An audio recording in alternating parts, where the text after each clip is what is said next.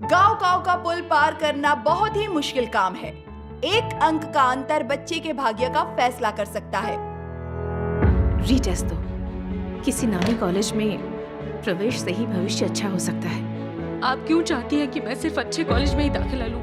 आज चीन में हालात ऐसे ही हैं। सब कुछ बड़े अफसर और रईस लोगों के हाथ में है। बेटा, वो रीटेस्ट तुम्हारी भलाई के लिए ही है। अगर लोगों का सम्मान और सराहना चाहती हो तो तुम्हें अच्छे कॉलेज के लिए परीक्षा देनी ही होगी। अपनी तकदीर बदलने का यही एक रास्ता है। मैं आपके हाथों की कठपुतली नहीं हूँ। तुम्हें अच्छे कॉलेज में देखने की चाहत गलत है। तुम चाहती हो कि जियारुई बड़ी होकर एक कामयाब इंसान बने, और मैं इस बात को समझती हूँ, लेकिन हमें ये भी समझना होगा कि हमारी तकदीर हमारे हाथ में नहीं होती। मैं डर गई थी कि मुझे विशेष कक्षा में अब प्रवेश। तो तुम विशेष कक्षा में भी नहीं जा सकती। अब तुम प्रवेश परीक्षा कैसे दोगी? आप ग्रेड्स और कॉलेज परीक्षा के अलावा भी कुछ सोचती हैं?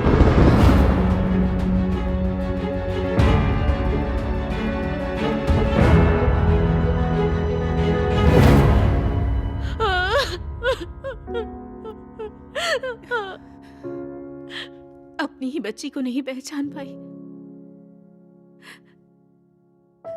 ऐसी बेवकूफी मुझसे कैसे हो गई?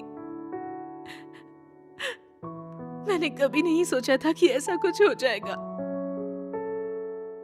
इंसान अपनी नियति से बच नहीं सकते, फिर भी वे अपने बेटे और बेटियों के भाग्य को नियंत्रित करने की कोशिश करते हैं। क्या वे अपने आप को बहुत अधिक मूल्यांकित नहीं कर रहे हैं? क्या यह मनुष्य की मूर्खता और अज्ञानता नहीं है?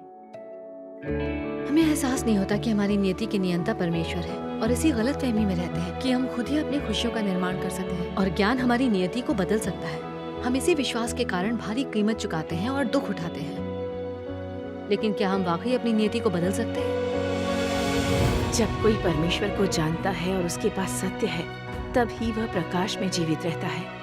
और जब कोई दुनिया और जीवन के बारे में अपना विचार बदलता है, तभी वह मूल रूप से बदलता है। जब उसका एक जीवन लक्ष्य होता है और वह सत्य के अनुसार व्यवहार करता है, जब वह पूरी तरह से परमेश्वर का पालन कर उनके वचन अनुसार जीता है, जब वह आश्वस्त होता है, उसका आत्मा चमक उठता है और दिल अंधकार मुक्त होता है, और जब वह स्वतंत्र रूप से परमेश्वर की उपस्थिति में रहता है। परमेश्वर के वचन को पढ़ने और सत्य को समझने के बाद हम परमेश्वर की सर्वशक्तिमत्ता और प्रभुत्व को समझ पाते हैं और जीवन के सही मार्ग पर चलते हैं। फिर हम अपनी नियति को बदलने के लिए संघर्ष नहीं करते। सत्य के बिना हम लोग मूर्ख बने रहते हैं। हम लोग सत्य का अनुसरण, परमेश्वर की आज्ञा का पालन और आराधना कर प्रकाश में रह सकते हैं और असली भविष्य प्राप्त कर सकते हैं। आमीन।